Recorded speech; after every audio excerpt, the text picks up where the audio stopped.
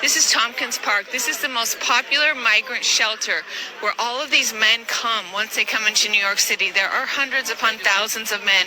We have met men that have wristbands, and their number is in the 19,000 before they can go in and sleep in that shelter.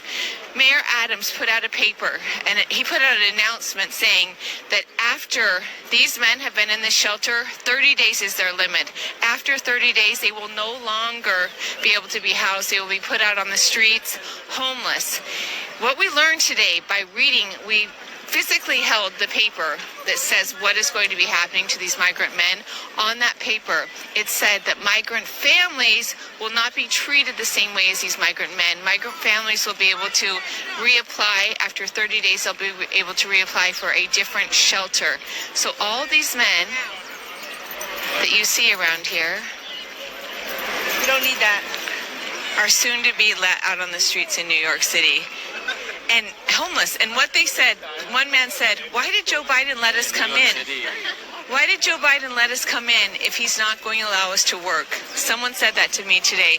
Because these men are not allowed to work, they don't have work permits, and they're basically just stuck hanging out here all day long. So y'all see Mayor Eric Adams of New York talking about we only gonna house the migrants for 30 days, and then they gotta go. So you deemed yourself a sanctuary city. Then you get them nice and comfortable. You got them put up somewhere. You give them some money, some food, get them settled in. And then you pull the rug from under them and say, you got 30 days and y'all got to go. Well, the good thing is he's giving them tickets to be flown all across America. Not back home, though. Not out the country, but to other places. And the reason why is because they can't support all the migrants. Now, do I think that this was all created and set up? Yes, because it's not, like I said, it's not like they don't know what they're doing. They're getting paid hundreds of thousands of dollars a year. They know. They can. That forecasting is part of their job. So they knew that this was going to happen. And to be honest with you, let's think this through.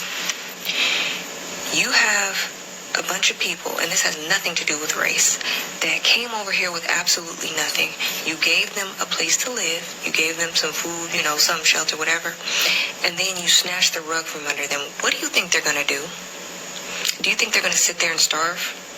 No. They're going to commit crimes. They're going to steal. And with stealing comes a bunch of other crimes, right? That's what they're going to do. And it's going to be against the citizens of New York. Duh. With poverty comes crime. Poverty and crime are just like this. You don't need to commit crime if you're wealthy, and even though they do.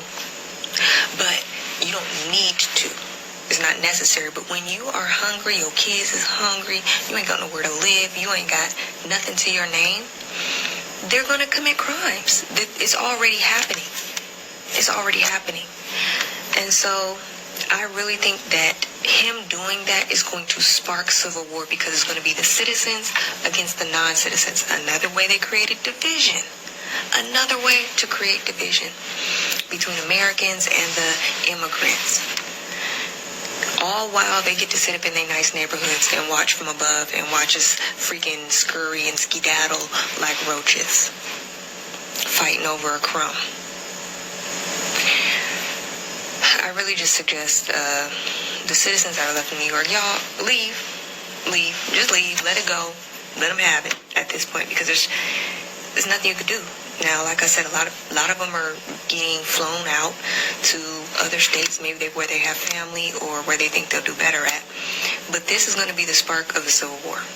They're no longer being able to get in through the border because Texas said, now maybe in California, I don't know, but Texas said, no, we're good here. And I don't know what's going on in California. But this is going to be a turning point. And instead of us fighting each other, we really have to look at who's the puppet master. But it seems just like, because we're face to face, this is what's in front of us, that's all we can see, and that's all we can focus on. I don't know what they think they're finna steal from the people that's there, or, they're not gonna starve. I mean, I wouldn't. If I were a migrant, I wouldn't sit there and starve, baby. Snatch and grab. That's just me. I'm going up in that store and I'm finna take me some food, because my babies ain't finna be hungry. And everyone watching this would do the same thing if you were in that position, and they know it. So you let millions of migrants come in, give them a place to house themselves, and then say, oh, you gotta go in 30 days. They just got here.